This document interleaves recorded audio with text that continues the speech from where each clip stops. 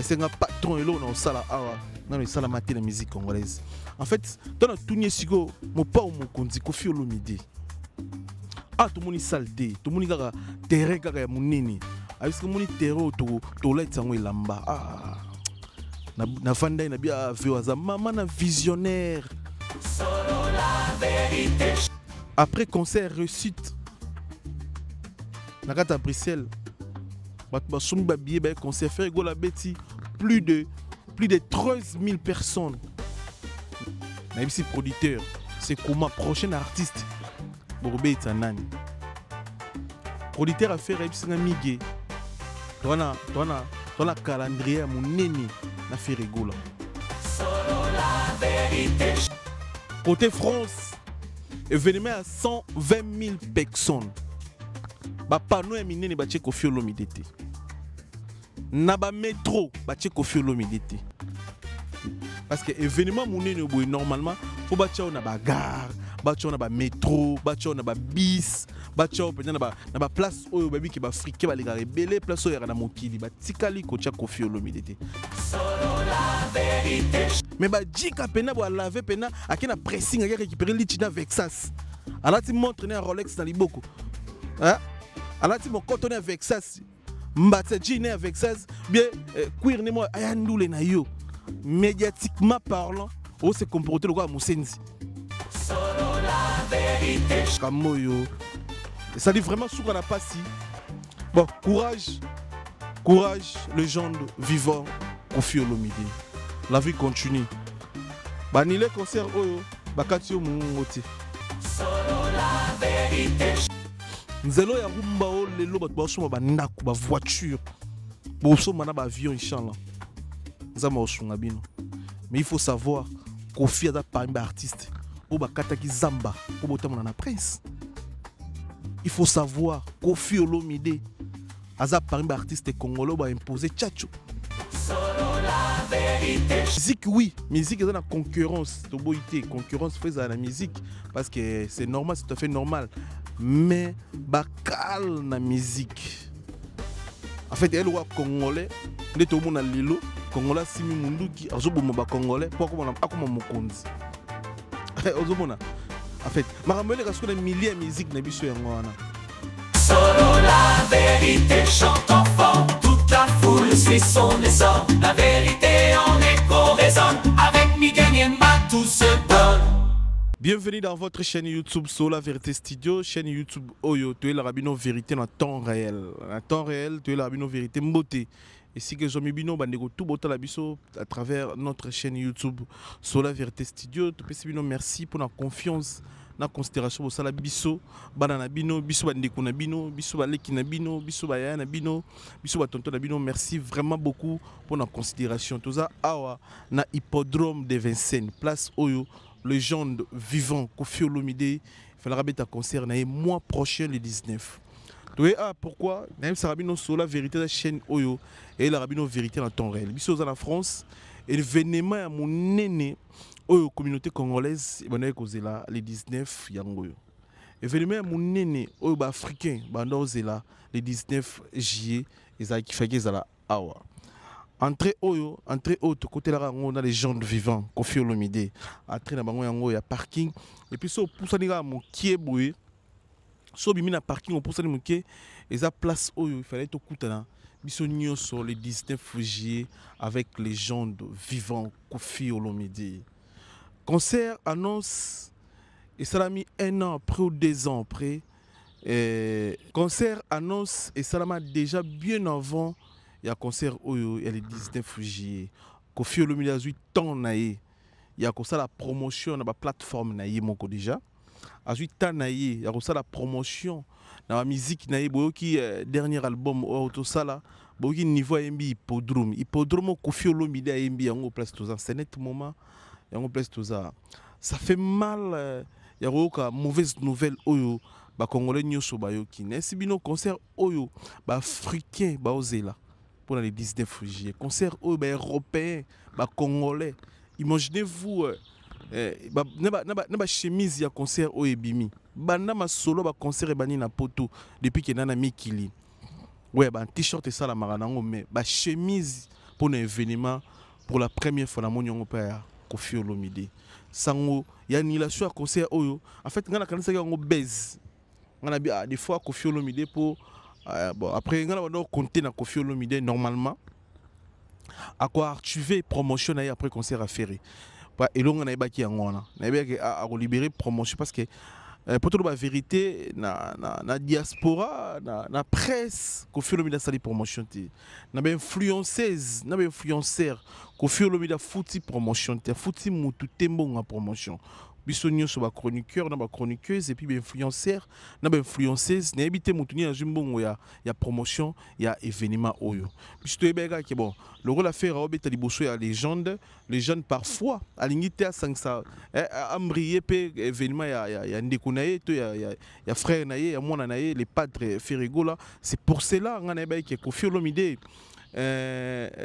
alors ça la promotion après concert à faire lo ngana ba ki ngana parce que tisiko nana mutu mo ta bisinga ke ajumo ya publicité ya concert à part publicité ba no salama yé moko na ba plateforme na yé asali publicité yé moko na album na yé ya concert oyo asali ba chemise oyo te kama na prix mon pe normal na prix mon pe ya bien pour non ça la promotion ya événement ba Kofifi na ba Kofiette bangonde mutu basali promotion parce que bango baza ba fanatique baza amoureux ya tchatcho ba amoureux ya musique ya légende vivant Koffi Olomide na ba plateforme na bango lokola ba TikTok lokola ba Facebook bangonde basali promotion mais biso ba oyo tozaki monga promotion te biso kanisaki ndeti ngana kanisaki oui que légende au foot à toute promotion après concert à faire bon après kaka concert à faire togi sango ya annulation ya concert oyo et ça li passe et ça li kaka ba congolais pas cité parce que Koffi oui il est congolais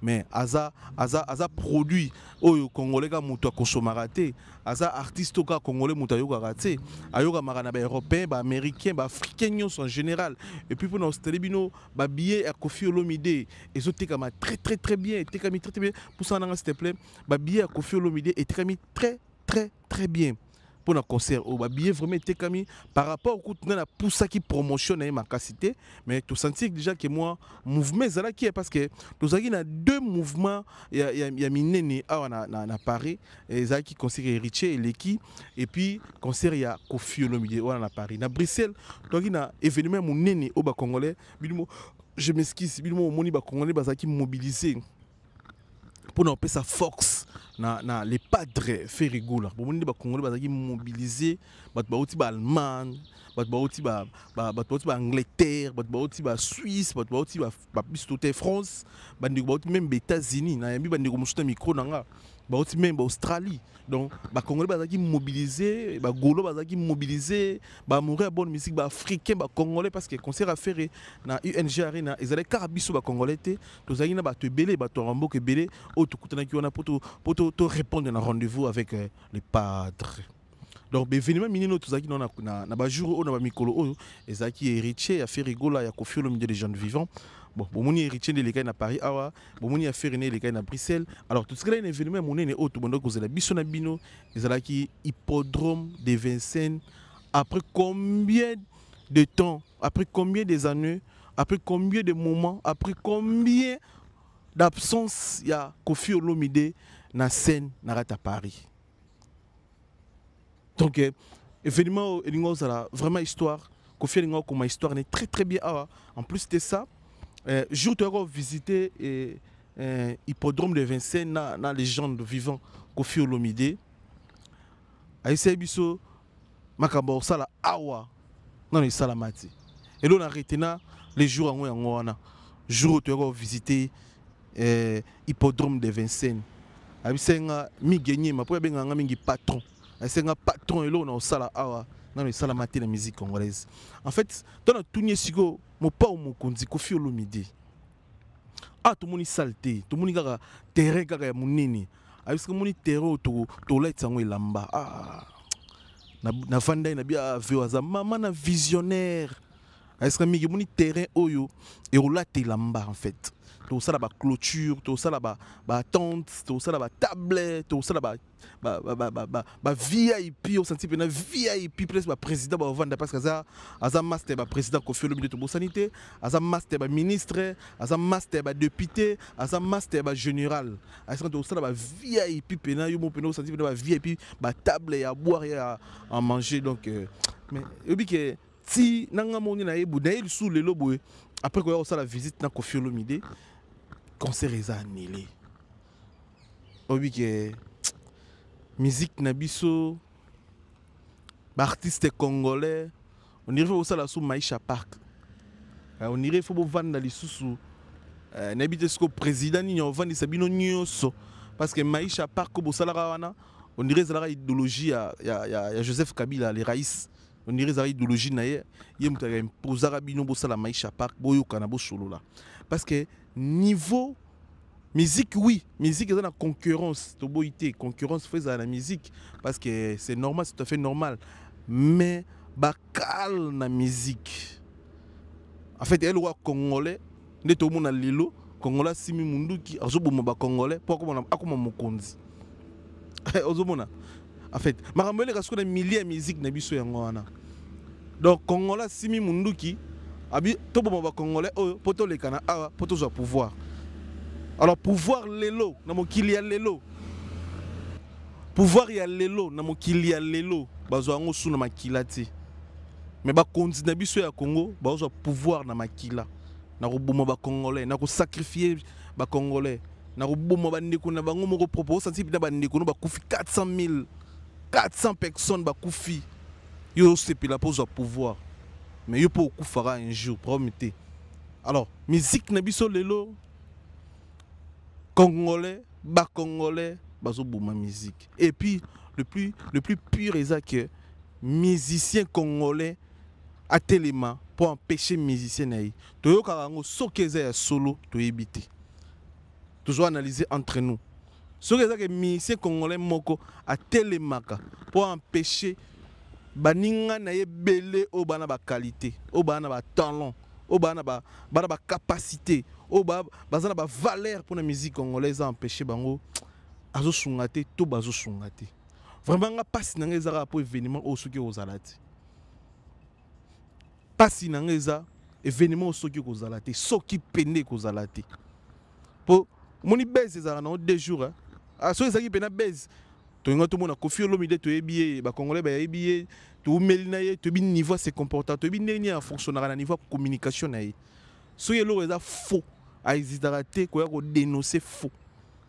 Si tout le monde est le 3e jour, si tu bibi parce que tu le 3e jour, tout le monde a annoncé l'autre, à ça les vidéos tête de menture parfois, bah écho toujours yoka. Et comment il y a solo qui concert les annulés. Alors, bah politicien bah konzi mboka, bah tu ba mboka na biso, bah tu ba mboka na biso, bah tu ba diriger Congo. Bon Lucas solution pour na affaire y a ba artistes et musiciens congolais. Bon c'est la te Kofi Olomide acha zolo likolo pour boyele ba valeur na ba honneur. Ça fait honte na âge ya Kofi Olomide azo tellement pas sa musique.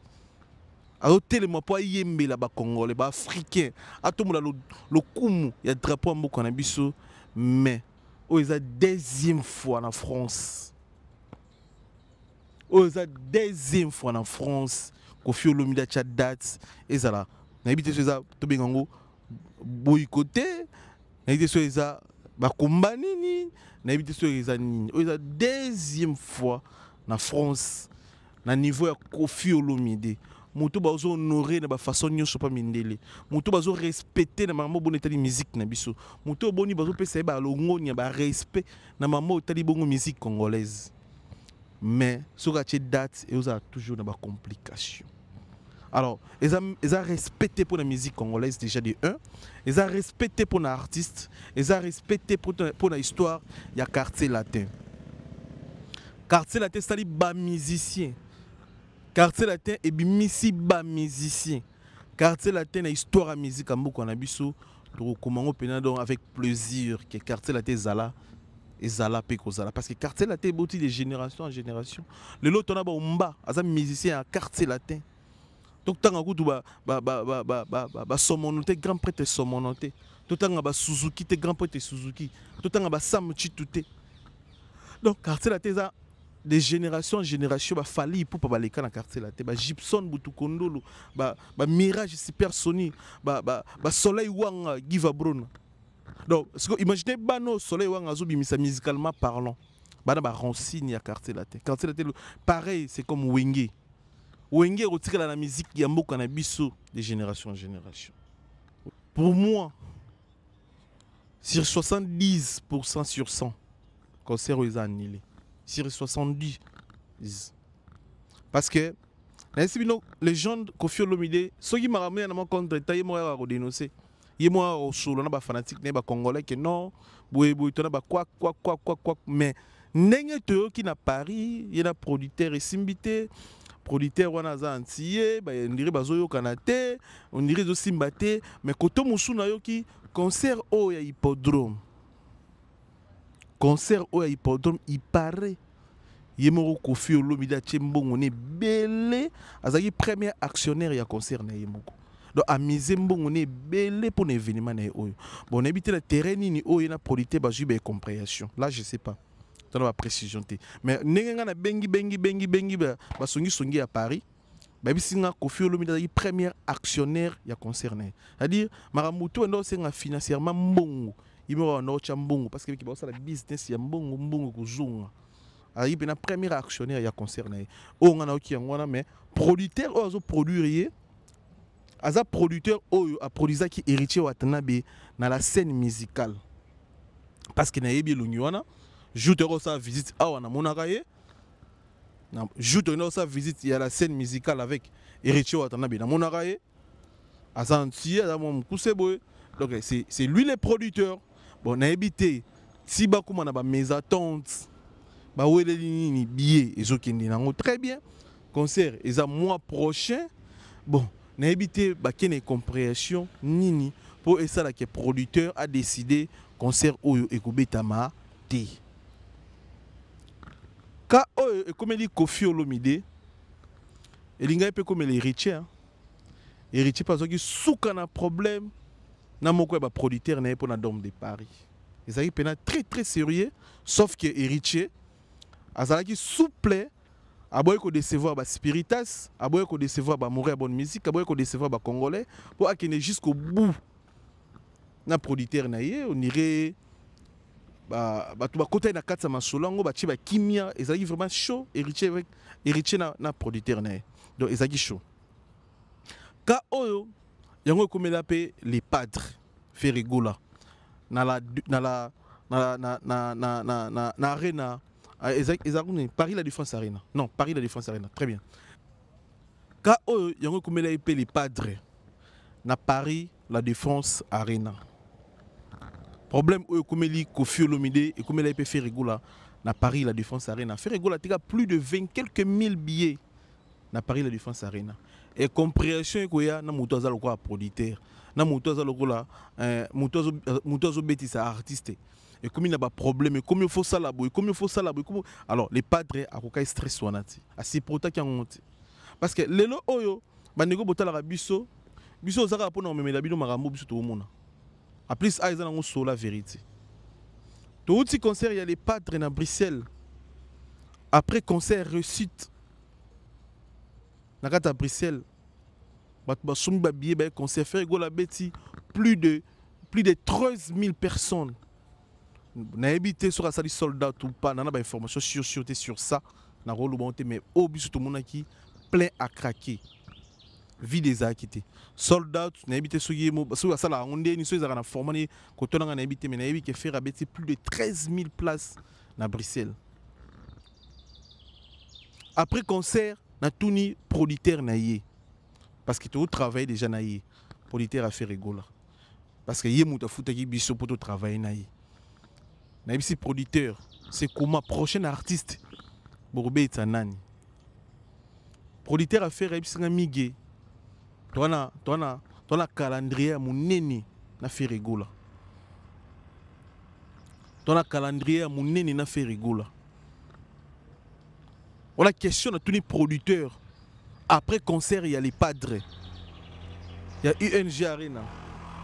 Na tout qui est, ceux qui ont fait musicien nini, le rôle de travailler déjà comme ça, tous en game. Aïsra Miguel, ton calendrier, mon nez n'a fait rigola. Vraiment, ton a concert et belle photo bêtise, ça fait rigola. Na minute auto, calculer musicien, mon soutien à Congo. Parce qu'on a tourné beaucoup plus pour les musiciens congolais. On va la rumba. On va la même style na faire. Aïsra na minute oyo, toujours quand il musicien mon côté, à part faire na Congo. Tout qui est na faire. Angleterre, tout qui est na faire. Canada, tout qui est na faire partout. En fait, et là on a revu ça les padres sur la chance à Otalangai. Merci déjà pour la considération, merci beaucoup. L'équipe Nabiso qui vraiment considéré dans le concert à ING Arena. Et aussi un grand merci dans mes jeux à production et les padres pour la considération, dans le respect à Bopesagi sur la vérité. Vous avez vraiment bien organisé. Vous avez bien organisé, vous respectez les Bisso. Merci Bisso pour ça, il faut tout ça comme ça pour le concert. Ce qui est les padres de la vidéo, mes jeux à production, vraiment. Ceux qui vont respecter la logique, vous travaillez dans bango. Vous travaillez dans bango, s'il vous plaît. L'équipe qui a fait reçu la vidéo. Ceux qui ont maison production faire dans ING Arena. Vous respectez l'artiste. Vous qui l'artiste. Vous travaillez dans bonne affaire rigolo. Parce qu'il y a des producteurs lélo à zone Lima, vous payez $100 000, vous payez $50 000 pour annuler concert. Il y a ça des collaborations parfois dans l'artiste. Il y a des producteurs, les gens en France. Dans la guerre, il y a musique. Les gens de la musique, c'est facile. Producteur, il y a Kofi P. Pour pas boycotter concert. C'est très facile. Parce que ce total, la logique, Kofi Azaki, premier actionnaire, il y a concert. Donc, ça dit que Kofi a Tchembon et Belé dans concert. Producteur, au monde, a un papier. Au monde, a un papier à production. En plus de ça, au moins, il y a un pourcentage de billets au EOT. Alors, tout le monde peut acheter 50 000, 100 000, 200 000. Concert, on est bête. C'est possible. C'est possible. Alors, même artiste, il y a des compréhensions. Alors, même artiste, il y a des problèmes. Alors, même artiste, il y a des déranger l'esprit artiste. Pour que vous ayez une annulation en concert. Tout se comprendre bien. Marambo et Bandi Awate, album à Kofi Olomide, et ça l'a boycotté. Album Bissole Minoto Banda Ozela. Album tout le monde va sombango, va producteur moi mindele va sombango, tout soukan album on a wapi. Album ya Kofi Olomide, ça l'a boycotté. Concert il y a Paris la Défense Arena. Oh, il fallait premier artiste à Betango, Kofi Olomide, et qui n'a pas de tricage. Tout ce qui est la troisième fois, Kofi va boycotter. Maramnaï.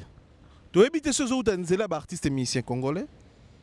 Tu as évité ceux qui Kofi et Moko. À ce moment là, tu as maison à production. Ou bazo betisaye.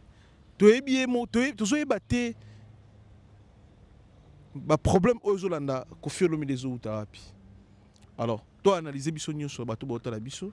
Tu as évité est-ce que Kofi Olomide a traité un producteur direct qui est Moko. Tu Kofi alors travailler avec manager ou un professionnel, Kofi entourage naie, un professionnel, est-ce que un professionnel parce que l'artiste c'est le rôle de Kofi Olomide, un artiste moko, a une capacité belle na katinae. À cause de la makamunyo soye moko pété.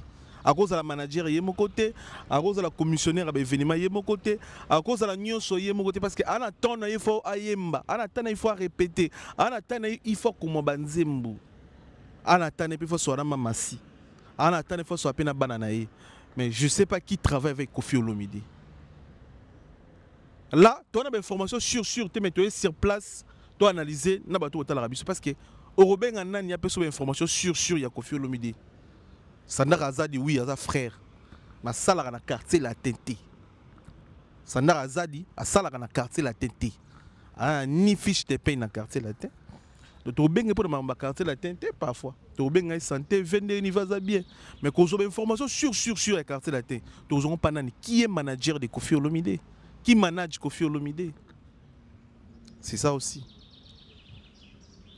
Alors, l'artiste Nebiso Belé, Maram Nabongo est très on a un circuit fermé. Donc, pour découvrir, c'est difficile. Bon, on a vu que Aéro Master Bélé, on va analyser n'importe quoi. Mais si tu es sur place, tu as Sabino, on va botter la place, s'il te plaît, la caméra. Hippodrome de Vincennes, bon, on a Zamba. S'il te plaît, Zamba. Petit peu, ça la boule, ça la n'a pas qui boule, n'a pas qui boule, Zamba, ça la mande. Donc, tu as Sabino, ça qui boule, c'est interdit. Mais bon, on a Zamba. Onyoso bomona Zamba. Zamba yangona hippodrome de Vincennes. Donc concert Oyo, je vous assure, elle a vraiment grand concert à Paris. Banda ba Paris Salama, banda bandou les bêta. C'est leur concept, il y a Kofi Olomide nga beti la ranga. Vraiment concert banda annoncé et l'eau moura bien. Et puis dans un moment où il y a bien. Imaginez concert, imaginez Moyo ezalelo. Imaginez Moyo ezalelo. Baser balinga ba ndulo na ba singlé baser na biso ba congolais ki toko to na bango wana balinga ba ndulo na ba singlé balinga ba ndulo na ba jipa mikuse ba kofi fiette wana ba siki toko wana ba mi pende tonda partout et ngo za ndule mo vraiment très kitoko ba noro balinga ba t-shirt ba lich ba avec ça c'est lemba Gaitali pa moto de Bruxelles sniper de Ferrigola et ngo za ndule mo magnifique. Mais malheureusement, n'habitez toujours sous camp. N'habitez souté. C'est notre vision qu'on fait avec nous. C'est le maramou ya bongi saki. Après, concert en c'est comme si, si tu comprends bien, tu analyses bien. Et ben déjà qu'on a annoncé biso annulation en depuis même faire rigoler bête les padres. Concert oyo. Parce que Kofi Olomide na niveau zanango na place ozo beta awa. Eza munene.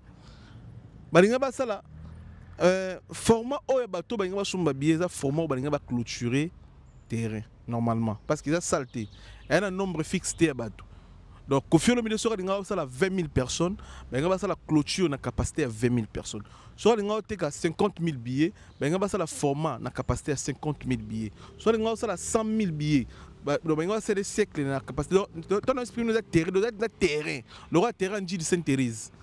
Terrain ga pamba bongo. Chigo balinga ba yasko basali clôture après basali ba table ba VIP bato ba hôtel ba telemi ba table ezana dans la sens on expliquer bien pour vous comprendre. Donc on a formaté qu'il faut non. Façon artiste que la billet façon basali clôture basali encadrement. Mais le niveau ya concert oyo les gens de Kofi Olomide en c'est biso qui a betango na format il y a 120 000 personnes. Tout ça calcule toba congolais. C'est pour cela dans le lobby concert oyo et ben on a annoncé biso qui est on irait annulé avant même faire rigola à beta concert. Pourquoi dans le lobby bongo? Parce que concert oyo na nenge ko fait linga format à 120 000 personnes. 120 000 personnes. Donc publicité na nous déjà côté Mindele bango moko ezati. C'est-à-dire ba panneau qui ba Kofi Olomide affiche na Paris ezati. Et tu peux aux alatés. Vous avez déjà la promotion dans le pena. Côté de Bissou, Congolais, Nabisibino qui a début qui a foutu en thème. Bissou qui a préféré rigoler parce que promotion foutaïté. Bon, côté Mindele, côté France, événement à 120 000 personnes. Bah, panneau et Mindele, bah, tché Kofi Olomide. Naba métro, bah, tché Kofi Olomide. Na bagarre oyo écoute ni sara ba tu nyonso ya monde ba tche Kofi Olomide. Gare de Lyon par exemple ba tche Kofi Olomide ba tche panneau affiche concert oté. Gare du Nord Châtelet ba tche ko photo ya Kofi Olomide affiche oté parce que événement monene boy normalement faut ba tche na ba gare ba tche na ba métro ba tche na ba bis ba tche na ba place oyo babi ki ba africain ba les belé place oyo na mokili ba tikali ko tche Kofi Olomide. Ça non bon après nga sinon ba analyse nga et ba déjà qui concert ngo ni manjar. On irait manjar parce que déjà 3 mois en avance ou 4 mois même. Il fallait déjà, au niveau communication en Europe, il fallait déjà Kofi Olomide quand même dans la TV minene il y a pas tout pour sur la concert mais à tikali ko la TV minene pour annoncer concerné au pour beta c'était na concerné au donc Et ben déjà quoi annoncer, c'est comme si Eza, on ira déjà dans bas souci, na bato bongo baza producteur né déjà en avant. On ira dans bas problème na bango avant même les padres habitent concernés. Donc dans le conseil na bandeko tout bazala tout autour il y a les légendes vivants Koffi Olomide. Boulou qui les batu ya malamu ba simba makamune surtout côté production s'il vous plaît. Non tu sais bien faire ego là. On a sepeli ninga au travers ba congolais wana nandi ko na congolais wana pour on a choisi na congolais mais baza tout et baza vraiment équipe n'habite bango tous baza ba congolais mais on a ça là un échange comme producteur aza congolais à travers na bango c'est mis à travers na bango parce que lelo c'est possible ba futa producteur mbongo et surtout producteur au bozanaye bosane production 100% en fait. Et ça qui est beau, ça une collaboration. Et en fait, non, collaboration, et surtout producteur, oh, beau, ça une coproduction. Beau, ça une coproduction, c'est-à-dire, M. peut ça 80%. Il y a checké un papier, il y a des démarches au ça là. Donc c'est facile, tout le monde, musicien congolais, moi, peser 100 000, 200 000. C'est facile, politicien congolais, moi, à peser 200 000 $ boycotté concerné, on a dit. Donc c'est facile. Alors, Koffi a mérité l'annulation de la concerté dans la carrière naïe. Na marambo toi ça une musique congolaise. A mérité l'annulation.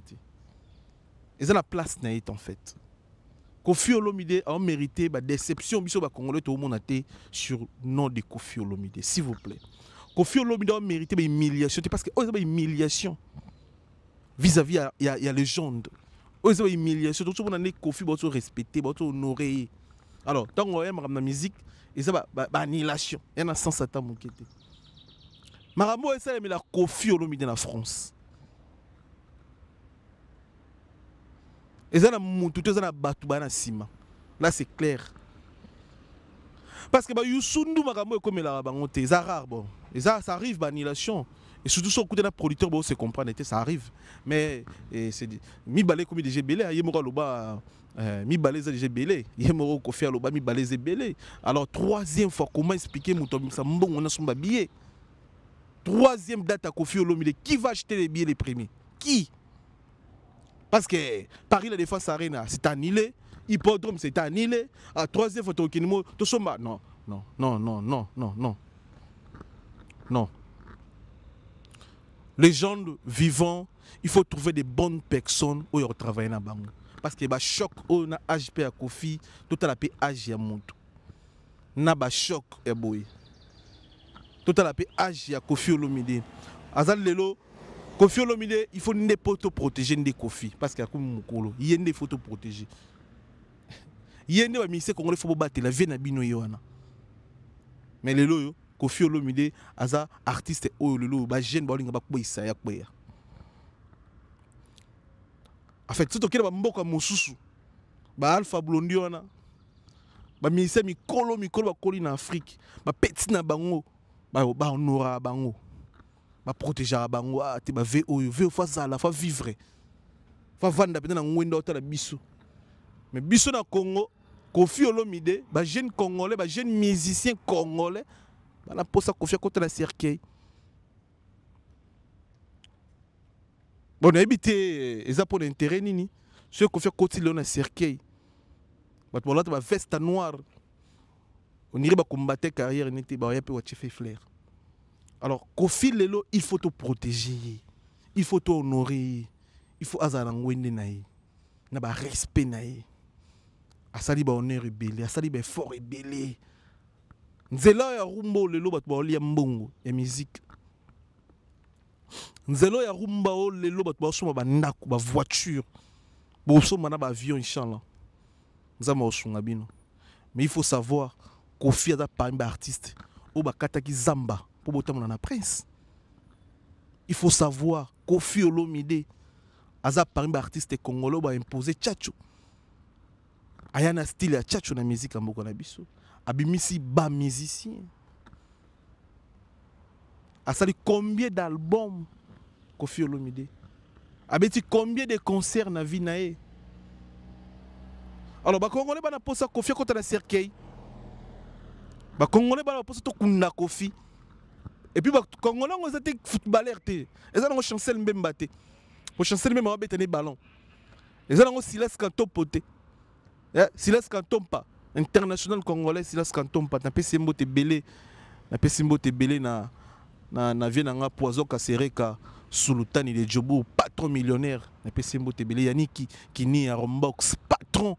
Moto ya mbongo Yannick qui ni à arme silencieux toujours. Donc l'homme Bachaba, Yannick qui ni à na pesi mbote belé. Na pesi mbote na il a dit, il a fait Jean-Claude Mabanzo.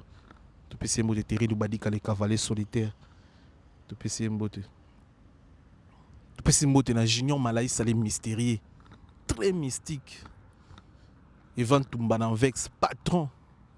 Kéline Tsumbouroi Bilamba. Maman Philbertine Samba, moi c'est Docteur Samba, Charlie Mito. Et Taja Souka Niva Souka la patronne. Petit binombote, bota la biso. Na olu babuna maya misu na face. Musique ezo kufa ya kotala biso to otala ba jeune bo telema di. Ba congolais bo telema. Ba journaliste, ba chroniqueur, ba chroniqueuse. Botika ko ya osala ko finga na TV bo sala ba analyse bo sauver musique. Musique ezo dae. Musique ezo dae ba jeune biso bo to vandi oye na internet ozo finga. Ozo finga mais culture ya mboka na biso bondolo baza ba combattant ba bomi yango ba combattant ba innocent. Eza ba musicien bango mo bazo boma musique. Boko sele bokechu ba faire. Beaucoup de babé masombo ba faire. Beaucoup de papi volca makambo. Musique na biso batu bazo bomanga zakaka ba musicien pour la jalousie. Pour la kimute mamabe ya ba congolais. Musique ezo dae. Musique ezo dae et comment ko baïser batu. Imaginez ba jiké. Ba jiké bana poto, ba jiké quand on parle de jiké, to kozete bana mayo ba yekaka te ba jiké ba ali. Ba jiké ba ali. Mais ba jiké walinga soki bandule na loyenge te. Faut pena katala ndulo no kende, ndula nani. Boko imaginer. Ba jiké bana poto ba jiké o bazala pena ba blouson, bazala na ba lich, bazala na ba chaussure, bazala na ba monkoto. Ba vena biso ya poto akala wana mais ba comment na vana na bo otala na ndulo. Ndulo no kinango te. Aye pe ndule te ya congolais na poto maza congolais jiké. Parce que il y a des musiciens congolais bazo se comporter le rôle là n'habiter ndeni na terme ni na loba stoyo bi même poli na posa na bi même polité pour analyse dans na osala o ils appellent genre na ngaiti mais ba musiciens congolais bazo se comporter na ba niveau moko boy na ba ndenge moko boy OK un vrai parisien a se déplacer te ndule nae. Les gens comme à Paris, bah boycotter bah mon bandou les belé, bah qui ne bandou les sali plainté, bah tu vas bimiter, bah tu vas Grèce quand tu vas bimé belé, bah tu vas Angola, bah tu vas Kini wa dimi, mais bah jika pena bah laver pena, à qui na pressing à récupérer l'itina Vexas, alors tu montres un Rolex dans les bocaux, hein, alors tu mon cotonné Vexas, mbatsa jean Vexas, bien queer ne moi ayandou les nayo, médiatiquement parlant, on se comporter le quoi Moussenzi. Médiatiquement parlant, on a cliqué à battre ma finger à mon musicien. C'est Jika Peno et Jika Oya. Alors, les artistes et musiciens congolais vont changer de niveau de communication. C'est très important. Bon, ça peut imaginer Bino. Vous avez tout le temps de bêtises au lieu de la musique. Vous avez tout le temps de rancune au lieu de la boulot. Vous avez tout le temps de bêtises. Clique à battre ma finger à Rabino Batou. C'est des bêtises. Alors, bêtises, on a et qu'on faire déplacer Jiken T. Jiken, vrai Jiken. Moi na poto, moi si moi à poto. Donc tant à vani à okendula nani. Il faut la pendula moi nani okende. Est-ce que y aura musique? Est-ce que y aura mabanga? Le ndule comment na ndule na ebité. Na ebité. Ana mingi olobate. Ngana yiki juste d'analyser na bino ba boni na biso surtout à la vérité studio. To kabola na bino o réalité zo legalelo. Na rata musique congolaise. Ezo boma musique. Tozo sunga musique ité. Ba artiste congolais, ba chroniqueur, ba chroniqueuse, bo aider ba musicien. Bo tika au travailler pour na ba musicien, ba fingara bato. Tona hippodrome de Vincennes, na si omona bomona ba cheval, hippodrome de Vincennes yangwana, bomona ba cheval na ba policier, on a ba cheval na ba policier.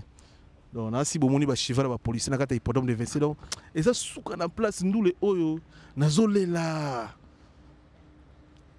Gaëtan lipa moto sniper de faire rigola nazolela ndulo lingo za danger ndule oyo souka na ndule yagi baye na colonisateur de la SAP Fabrice Massamba red muta English fada père ba anglais na kata Angleterre lo sako souka na ndule ba cheval musu bango bazo hippodrome de Vincennes donc sécurité y a la police mais avec des chevals na hippodrome ba cheval aussi y a la police oh non y a hippodrome té souka na ndule donc on ça bien sécurisé souka na ndule tala ba cheval minene au cheval là so 2 mètres 2 mètres so 2 mètres so ya bambila makambo yo ça dit vraiment souka na pasi bon courage, légende vivant, Koffi Olomide. La vie continue. Banile concert oyo, bakatio mungote. Koffi Olomide, banile concert oyo, bakatio mungote. Tu restes légende, ozakara Koffi Olomide. Alors, courage à légende vivant et Koffi Fina, Koffi Heads, quartier latin, on est ensemble. Solo la vérité chante enfant. La foule suit son essor, la vérité en écho résonne, avec Miguel Niemba tout se donne.